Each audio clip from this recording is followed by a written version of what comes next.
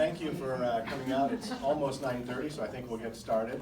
I appreciate the crowd, that you would brave the heat to be with us this morning. So I'm Dan Blum. I'm co-publisher of the Shawnee Mission Post, and I'll be moderating the forum with the candidates this morning.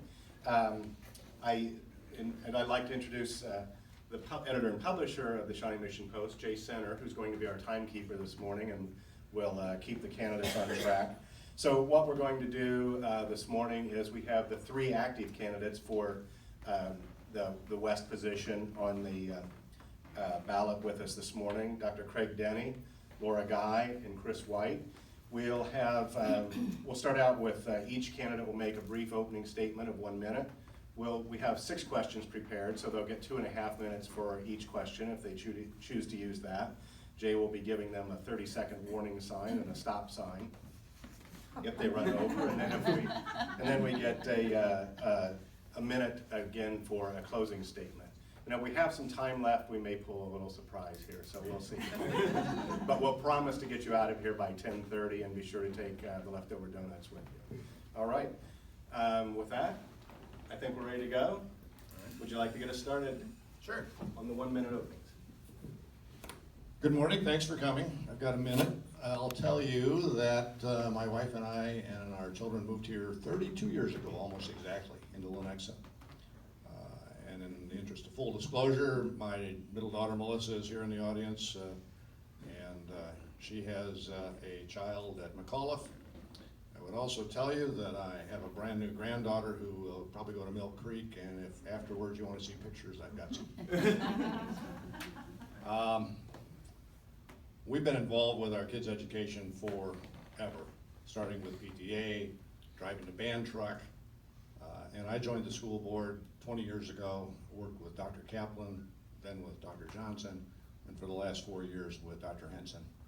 I would tell you that I think we have made more significant changes in the last 4 years than we have in the previous 16. And change is difficult, but I think we're making change for the better, and I'm happy with the direction we're going.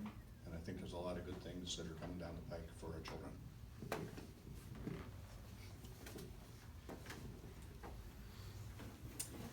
Hi, I'm Laura Guy, and I received my bachelor's degree in elementary education from UMKC and taught for several years in the Olathe School District, was also a substitute teacher for several years in the Olathe School District. Then I went back to school myself and got my Master of Divinity degree from St. Paul School of Theology. I'm now a pastor at Living Water Christian Church in the Parkville area. We've lived in Overland Park in the West Attendance area for 22 years. Both of my children attended Pawnee Elementary, West Ridge Middle School, and graduated from Shawnee Mission West. My son is here today, class of 2010. So I'm running for school board because one of my favorite quotes is, "There's no such thing as other people's children." And I think it's important that we see the children in our district as belonging to all of us. And so I want to give back to the community that helped me raise my own children in such an excellent school district. And so I'd like to represent all of our children on the school board.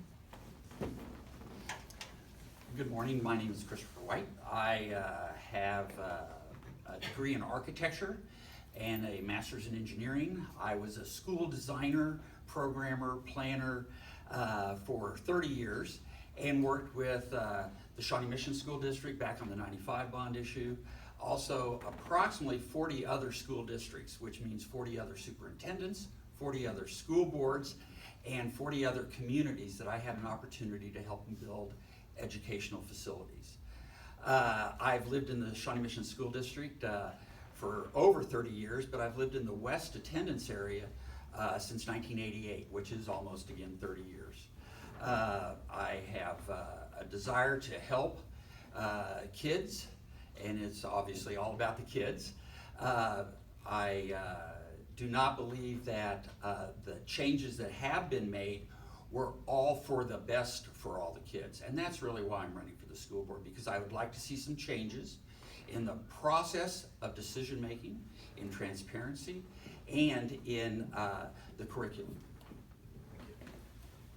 Okay, we'll jump in with our questions now. Each candidate will have a chance to go first in the question, in the answering part of it.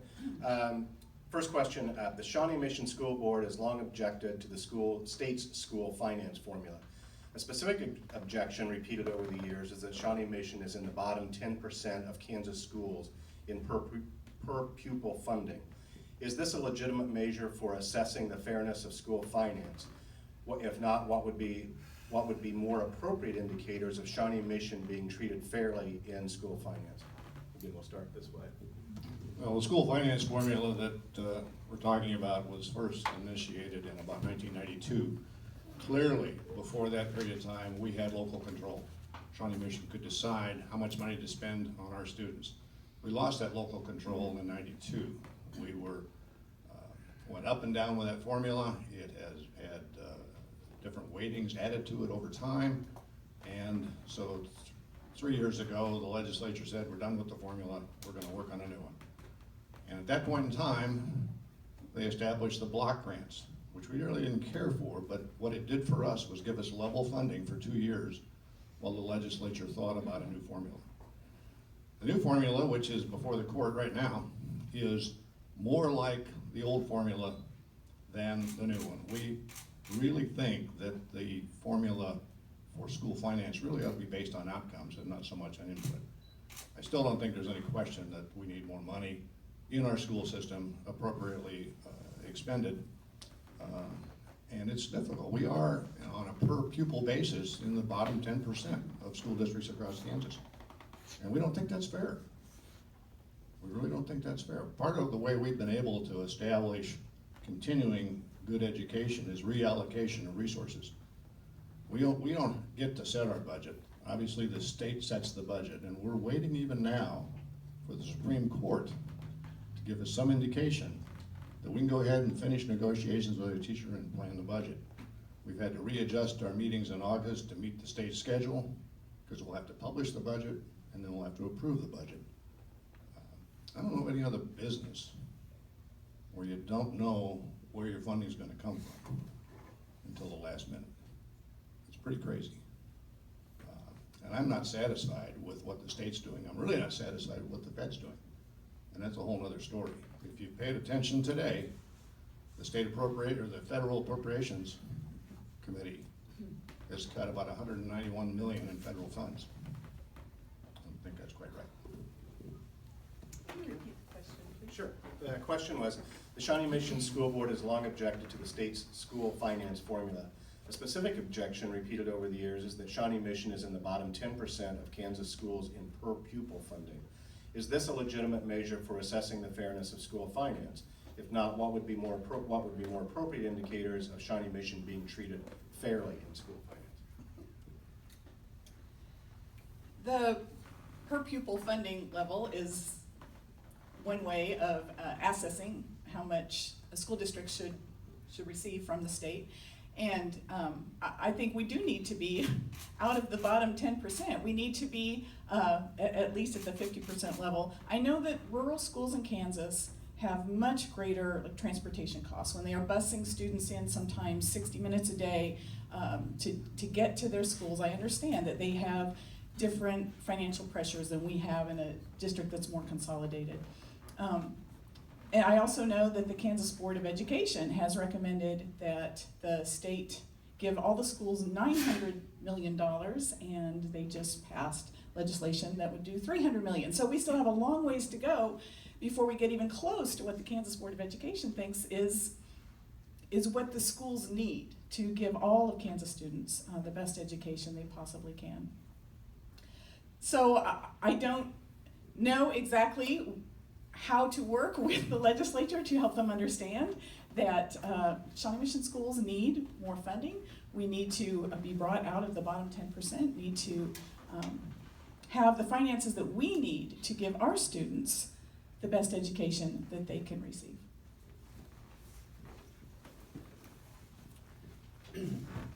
The state school funding formula has been played with over the years. I do not believe in block grants. I believe in the state should fully fund education. It is the responsibility of the state to help educate our kids and provide the funding for educating our kids. Every child deserves an education. whether it's in rural Kansas or in Johnson County, and they should be treated fairly and equally.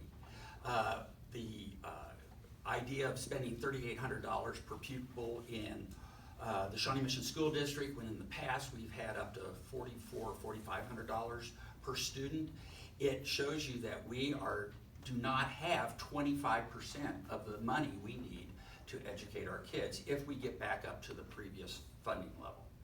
The Supreme Court will, I'm sure, understand what is necessary to down the road, and will guide our legislature, hopefully, to provide additional monies. I do understand the inefficiencies of rural Kansas. I am from a rural Kansas community that provided me with an exceptionally good education, and I'm very appreciative of it, and I think we should provide our children in our community the same kind of education, exceptional education based on the ability of a child.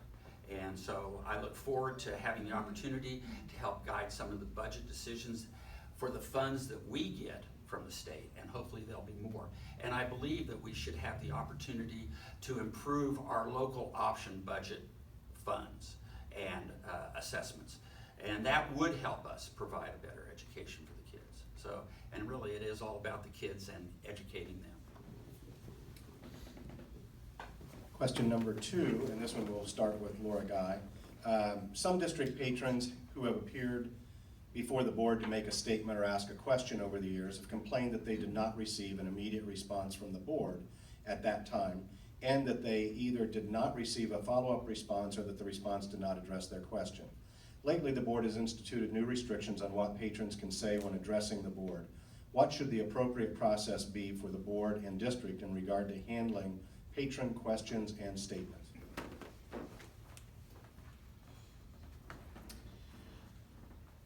Patrons mostly are parents and teachers, and they have concerns. They have real concerns about what's happening in the classroom. The school board also is looking out for the best interests of the students and the teachers and the district as a whole. And yet it seems to be this adversarial relationship in the board meetings. People who should be working together, who should be all trying to work for the best interests of the students, seem to be locked into this adversarial relationship. I think it's not helpful that the board is not able to respond at all to any comments that people make. I think they should at very least be able to ask some clarifying questions, or get more information so that they can give a more thoughtful response. And I think when they do respond, that response should be made public. This is a two-way conversation. And yet, if you're in the board meeting, the only part of the conversation you hear is what the parent says or the teacher says in the forum. You don't get to hear the response. So I think the board's response should be made public so that people can hear both sides of that conversation. I also think, as I said, a board member should be able to ask some questions or get some clarification or ask for more information so that they are able to go research it, ask around, find the answers, and give an appropriate response.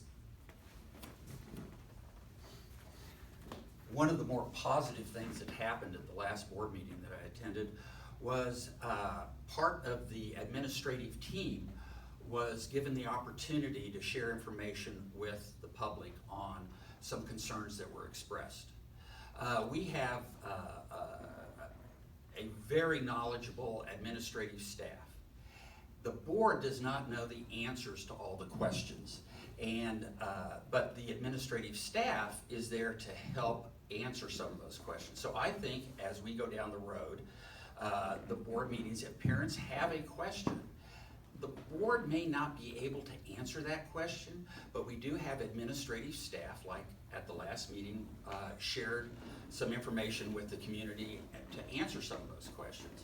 It appears to me that the board is becoming receptive to the idea of having administrative staff answer some of the questions the parents have been asking. It isn't all the questions, but I think if there are extremely important conversations that need to be had by the community and the board about issues and concerns, and there is someone at the board meeting that can answer that question, it would be great to have them be offered the opportunity to share that information, whether it's the demographics of a attendance area, or whether it's funding questions, or whether it's security questions, or curriculum questions, or teaching methodology questions. We have folks at the board meeting that can answer those questions, and it'd be great to have them have the opportunity to share that information with the community.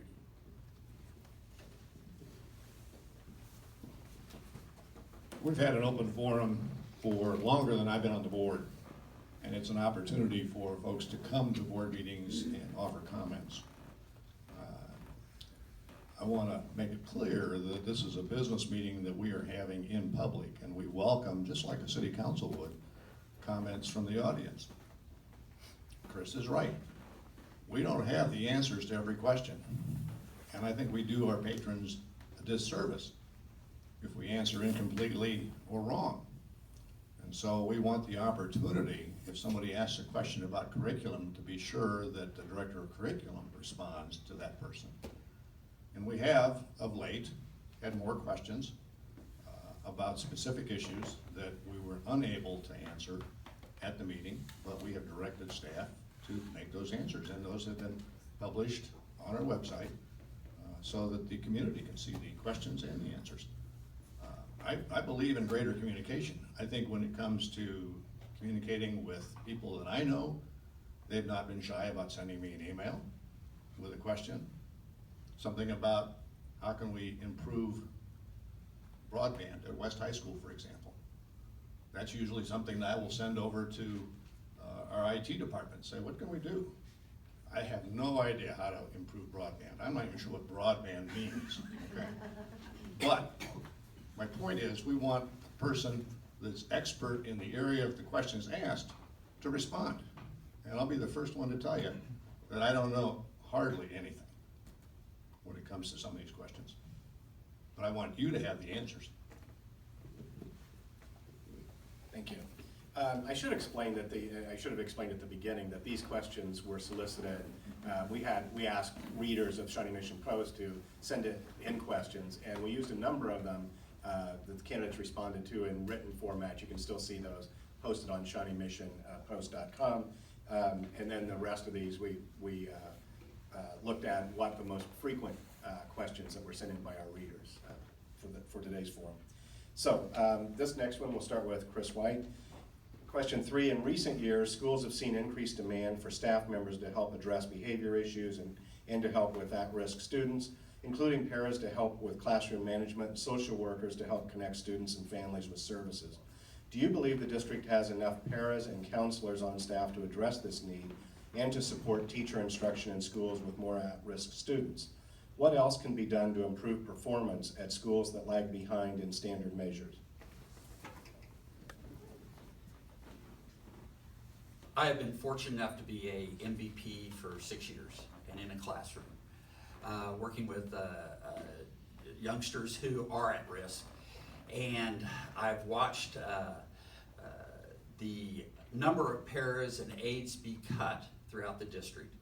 And I've watched the salaries of administrators go up, the total amount.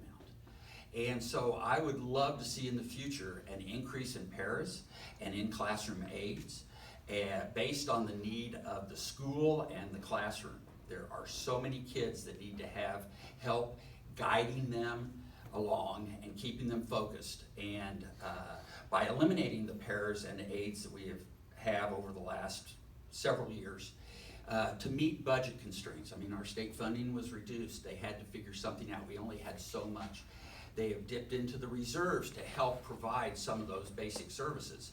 And it is important as we go down the road to look at how we're spending the money, where it is going, how it is helping the at-risk students, and maybe look at ways of increasing volunteers, increasing the community involvement in the attendance areas.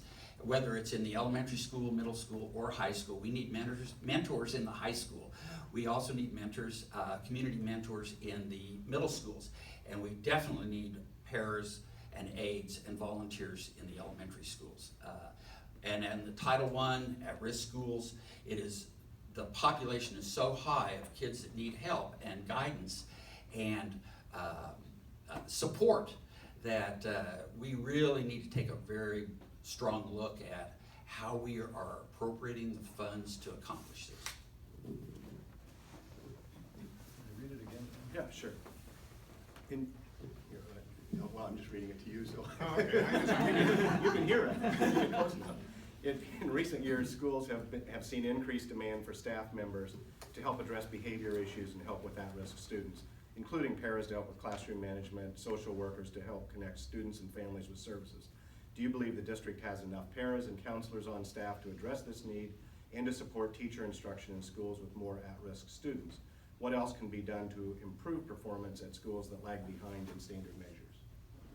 Well, I think we do need more staff. Now, you said something that didn't quite make sense to me. You said paras and classroom management. And I'm not sure that's what the paras do. Paras are special educators.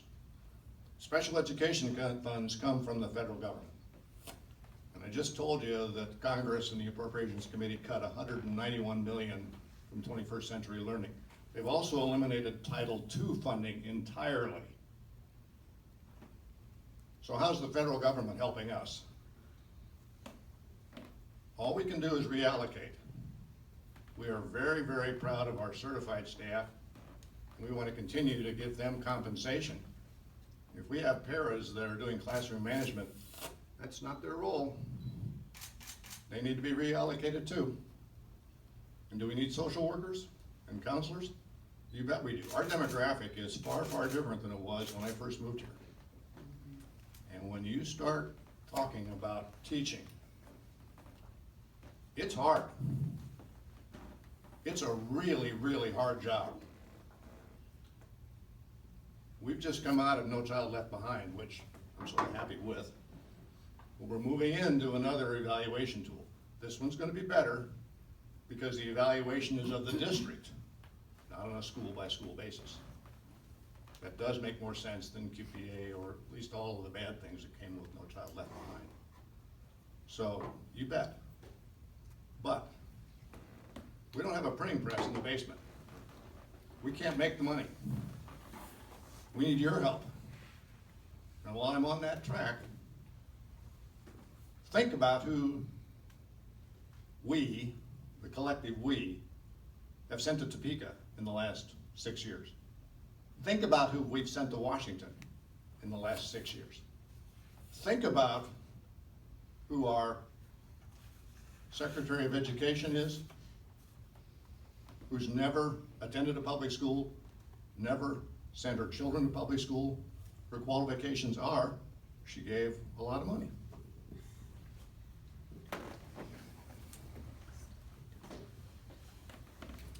I heard two questions in that question. First was asking about the number of paras and other certified staff. Obviously, I think we do need more in the classrooms. As Dr. Denny said, they are not there to manage the classroom, but they ease the burden off the classroom teacher so that that teacher is freed up to then meet the needs of the rest of the classroom. If the teacher doesn't have the help from paras and other certified staff, then that teacher has more work to do, has more individual needs that he or she is trying to meet. At the same time, they're trying to teach the entire classroom. So yes, I think that needs to be a priority when we are allocating funds, that we need to have an adequate number of paras and other certified staff so that those children obviously are having their needs met, but so that the rest of the children too have the full attention of their teacher in the classroom. The other part of the question was something about what more could be done to help these at-risk children or these at-risk schools. I think some great things are already happening. I think the MVP program is a great program where volunteers come in and work one-on-one with these at-risk kids and give them some more time in reading and tutoring and helping them with some skills. Many of them have parents that might be working several jobs and don't have time to give the kids that individual attention at home. So I think getting volunteers into the schools to help is a great way to help raise some of those scores from the at-risk kids in some of those at-risk schools. I think we have some business partners that are also doing some wonderful things to help with that as well. I would love to see those programs increase and bring in even more people, helping the kids on a one-to-one basis. Thank you. Question number 4. What do you see as the role of school libraries and librarians in the district? Should the library certification be required of the staff manning the libraries or media centers? Well, we still have libraries and we still have books, and I think that'll always be a part of school. I think we are seeing evolution occur, not revolution, but evolution.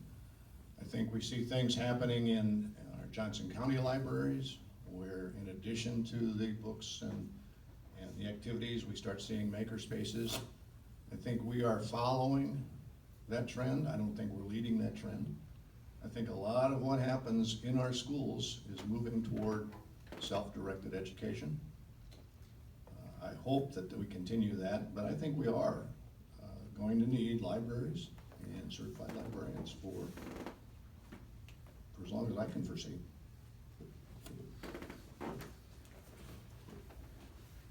This is one of the areas that we see changing dramatically in schools, and I think some of us have the outdated notion that the school librarian is just there to check out books.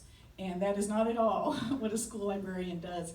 Librarians are really more about information literacy. And so their job is twofold, I think especially in the elementary schools. They are there to help children develop a love for learning and to increase their reading skills, working in conjunction with the classroom teacher. But they are also there to help children learn how to access information. And in this day and age, there are so many different ways children can access information. The librarians are there to help them navigate. How can they know when they see something online? How can they know if this is a reliable source or not? How can they find additional sources of information? There's still a lot of information that's not on the internet. We tend to think that everything is out there, but it's not. They still need to be able to access books when they're doing research, especially as they get into middle school and high school, as we prepare them for college. They're going to have to know how to look up information, where to find things. Librarians are specifically trained to help them do that in a way that classroom teachers don't have time to work with the children and help develop these skills. I think having trained, certified librarians is a need we're going to have on into the future. And I would support having a trained, certified librarian in every one of our schools, at least one in every one of our schools. I have been very, very fortunate to have had the opportunity to design many libraries over the last 30, 35 years. And I believe in libraries. It's one of my favorite things I've ever designed. I love working with librarians. They taught me that their job is really to help kids learn how to learn and how to access information, as Laura said. Our ability to access information in this 21st century is amazing. And it's not all done on screen. I think everybody is a little concerned. Parents, educators, patrons are concerned about how much screen time kids are having. And if they are only going to look and read on a screen, then we don't need libraries. But I don't think that's the appropriate approach. It's just like with everything that we try to train our kids to do is you learn multiple ways. You learn from a librarian on how to research. You learn from a librarian on the joy of learning almost. They have taught kids for centuries on how to become educated, on self-motivating their educational skills.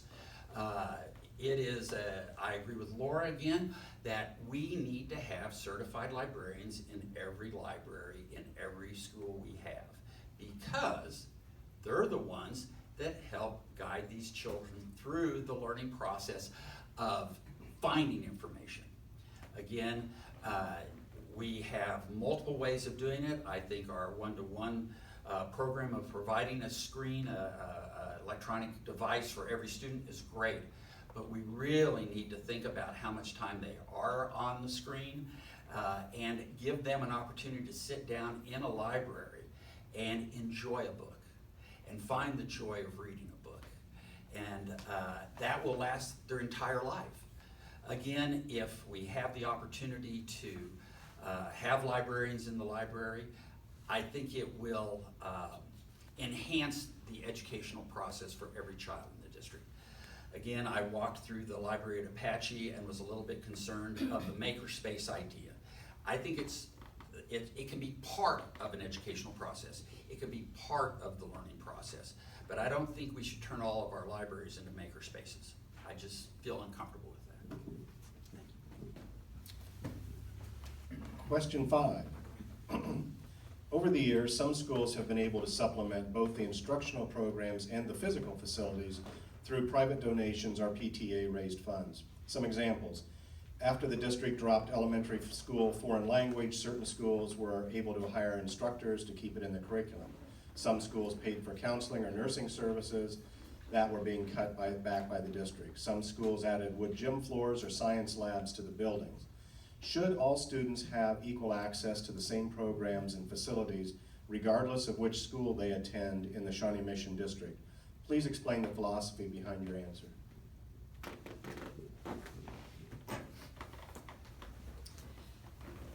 This seems to me to be a topic where there's maybe a best case scenario or a perfect scenario that, yes, we wish that all students in all schools had the exact same access to the exact same things. The reality is that when parents are engaged and involved, they want to do things that are going to benefit the children in their schools. And I don't think we need to stop that. I think we can encourage that, but I think we can also raise awareness that, again, there are other people's children that are also our children attending other schools where parents don't have the luxury of the time to involve themselves in the schools and to raise the money and do all those kinds of extra activities that parents with very active PTAs can do. So I would be in favor of working with the PTA presidents in the schools and saying, yes, by all means, do your fundraisers that you see will meet a need in your child's school, but can we also think of one event a year that you might be able to partner with a school that doesn't have an active PTA and give them half of the proceeds of that, even if your parents are the ones doing most of the work? Is there a way you can say, we understand that this school does not have as active a PTA as we have, and so we want to combine with them. We want to help them raise some money so that they can do something special for the needs of the children in that school. I think that's the way we need to move forward. I don't think there's any point in telling parents you can't raise money or foundations can't give money, businesses can't give money to meet a particular need in a particular school. I think that's going to continue to happen.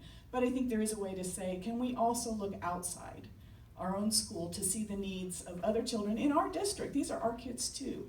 And how can we help them meet some of the needs in their schools that an active PTA hasn't been able to meet in the past?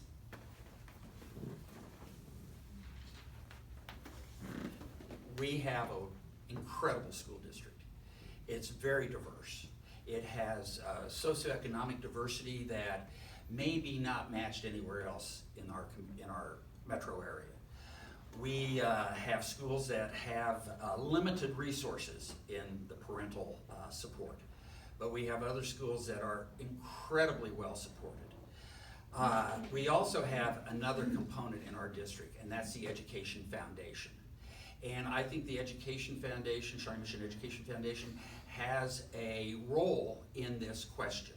And that is, if we have schools that have been fortunate enough to raise enough money to provide extra services for their school, they might be encouraged to contribute to the Education Foundation a portion of those proceeds, so that the Education Foundation might be able to help distribute additional monies to those schools that may not have the resources.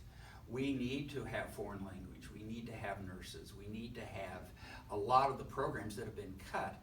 And as we go down the road, our state funding hopefully will be increasing.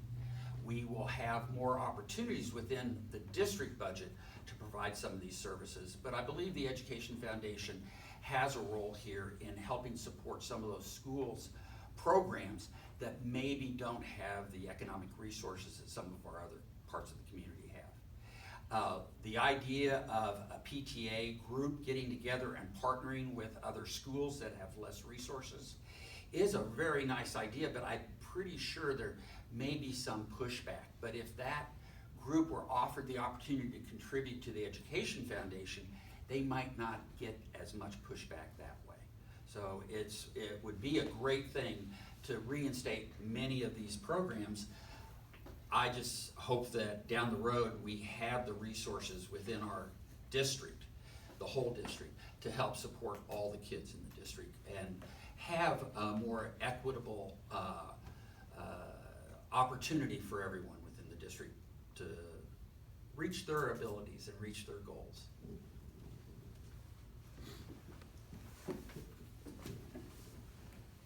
Well, think of it this way. The Shawnee Mission School District has argued for years that we, as a district, should be able to contribute more in terms of our own tax dollars to support our children's education.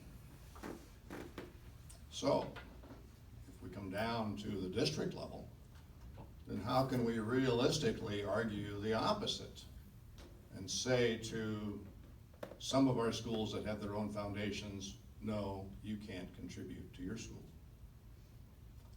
But what we've done over the years is we created a uniform curriculum across the district. So every grade, every school has the same curriculum. Now the add-ons, foreign language, we're not allowing foundations to purchase certified staff. But if they want to find an instructor in foreign language somewhere and teach Spanish, that's been allowed.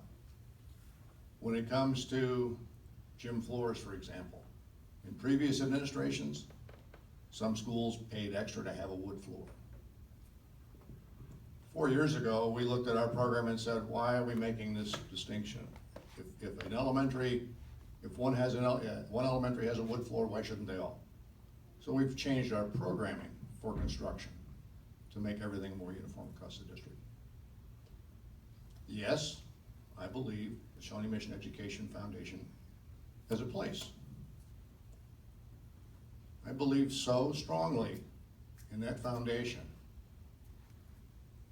that in early 2014, my wife and I contributed $100,000 to that foundation for STEM-related support in every school across the district.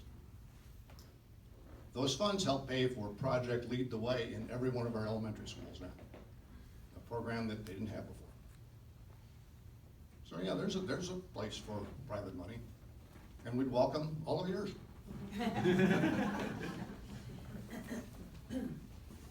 Our sixth question, the lack of discussion among board members during meetings accompanied by unanimous votes and large consent agenda have drawn scrutiny from patrons in recent months.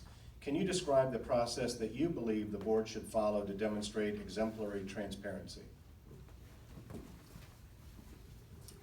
There are many votes that are taken by the board that are non-controversial or non-debatable, are management votes, passing certain items that really there is no need for conversation about it. But there are many other issues that the community has great concern about, and there should be some discussion in public, whether it's by the board or by the community at the board meetings, of very important issues.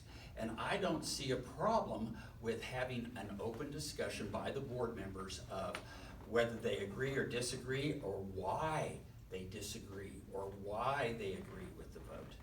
And the consent agenda really has been taken over as a way to not have a conversation in public, I believe. It is important that the community understands why votes are taken, where the information to make the decision for the votes is coming from. Because there's several sources of information. Some are very viable and maybe some are not as viable. And it would be great to have a public conversation about the sources of information that are used to determine decisions. It is, we as patrons really deserve the opportunity to hear where the board is getting their information from, or the administration, the staff is getting their information from.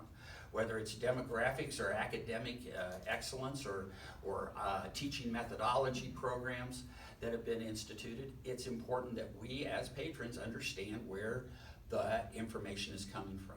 So I don't necessarily agree with the consent agenda. I would love to see more items that are debatable taken off the consent agenda and discussed in public. It is not difficult to, if you're comfortable with your decisions and comfortable with the information, to have an open, honest conversation in public about it. When I joined the board 20 years ago, one of our senior board members was a lady named Julie Miller. Wonderful lady. And when we would get to the consent agenda, the president of the board would say, is there any item anyone wishes to remove for further discussion? And almost without fail, Julie would say, I want to discuss chicken nuggets. Why are we buying chicken nuggets? And she did it, I think, just to remind us that there's a little humor in everything. I think the consent agenda is a bit of a red herring. I think people have thrown it up there as a way to conceal things. In fact, Board Docs is available to everybody who wants to log on and look at it. And every item in Board Docs, whether it's on the consent or the regular agenda, has backup. And this comes out on Fridays, and our patrons have an opportunity to look at it. I've never gotten an email from anybody saying, what do you think about this? We've had some people come and complain about the consent agenda in open forum and then leave the meeting before we have consent agenda to even talk about things. So I'm not really sure, but I'm perfectly happy to have discussions, and we had a lengthy discussion when we were talking about boundaries in our meeting in early June. And we'll continue to have discussions about substantive issues. But approving an HR agenda, or approving the minutes, or approving donations, or approving chicken nuggets, I don't think is substantive enough to pull off the consent agenda unless I'm going to be the next Julie Miller, which is not really my intent. But we're happy to discuss any number of things. And when you come to open forum, you've already seen the agenda. If you've got some questions about that, raise them there. We'll have a discussion about it. I'm more than happy to take anything off the consent agenda if somebody has a question.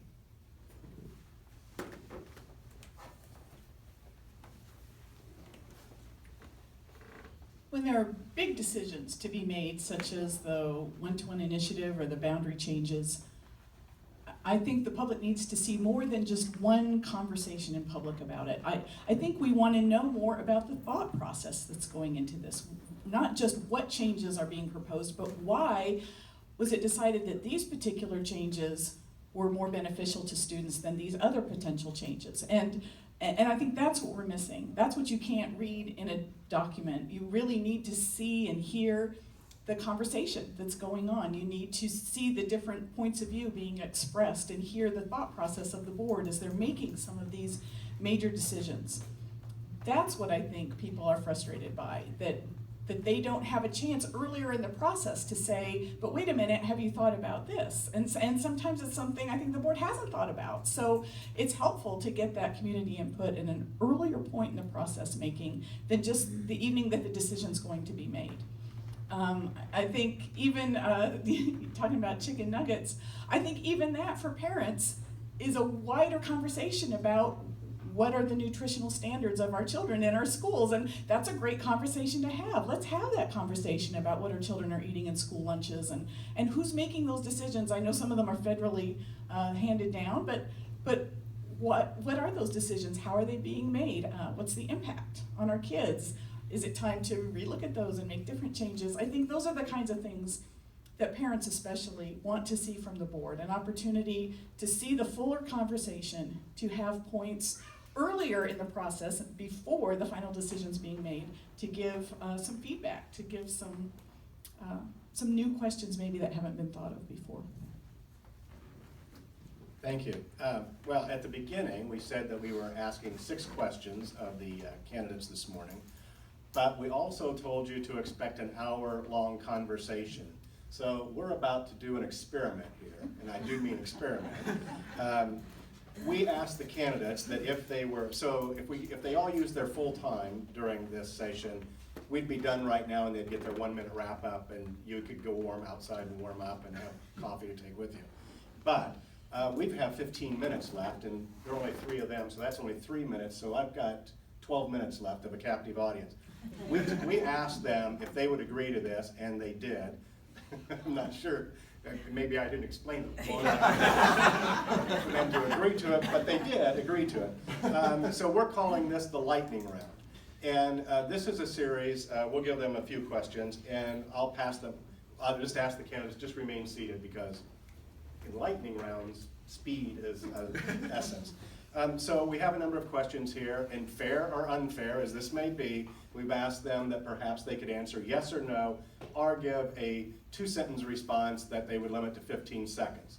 And this will get positions out on a number of other things. So enjoy this. And if they don't enjoy it, they're free to say so in their 1-minute wrap-up. All right, everybody ready? Sure. Here we go. First, do you think 6th grade should be moved to the middle school? Not now. No, not unless overcrowding is a severe issue. No, I don't think 6th graders should be with 8th graders. Oh man, see how well this is working already. Superintendent Jim Henson was hired in 2013 at a salary of $217,950 before getting a raise in 2014 to $232,280, another raise in summer of 2015 that brought him to $254,280 in base salary. These raises and corresponding raises for the deputies came at a period where the district was lamenting its financial situation. Do you think those raises were justified in the context? No, I do not. Absolutely not. Yes, I do, and I tell you the reason why. We reallocated funds and people took on new duties, and because of that, there is more compensation due. Next, some administrators have implied, perhaps sometimes privately, that school administrators have implied that closing Mission Valley Middle School was a mistake given the current demographics of the district and goals of the district. Do you agree?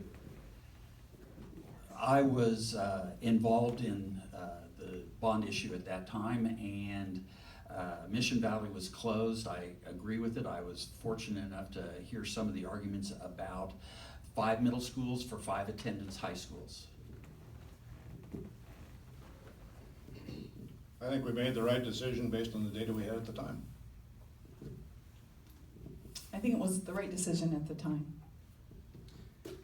Do you believe that middle schools in the current configuration of 1 per high school district put too many students in a middle school setting? I think you got too many hormones in a high school setting.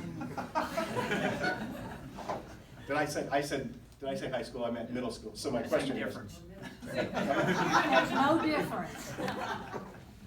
it's been too long ago. What was the question again? The question is, do you believe middle schools in the current configuration of 1 per high school district put too many students in a middle school setting? No, my kids went to Westridge and it worked out great as the only middle school feeding into West. At that time, there are over 1,000 students at Westridge, and it seems we had the room for them as long as we have the administrative staff to help them. The other schools have less numbers, and I think we did fine with having the middle school, 5 middle schools per attendance area. Okay, I got out of sequence there. Everybody got to answer that question, right? 4, 5, okay. District has recently been reviewing tax increment financing deals that cities have been making. Is this appropriate, or does it impede the municipality's ability to stimulate economic development? I cannot answer this question because I have not looked into that at all. There should probably be a limit on tax increment financing within the cities so that the tax base for our school district is not reduced. We look into this because our capital outlay budget is affected, and we have schools to maintain. And I think it's clear that we want to be partnering with cities in economic development, but we don't want to be left off the table. Should time on iPads be limited for students in lower grades? Absolutely. What do you think, Missy? Gee, you put me on the spot? No, I'm not gonna put you on the spot. You know, I've seen children with phones, their parents give them a phone in a store because they don't want them to run around and get a puppy or something, and they play with it. I do believe the time should be limited. I think that the relationship of teacher to students needs to remain the primary learning relationship that a child experiences in school. All right, we survived that experiment. Maybe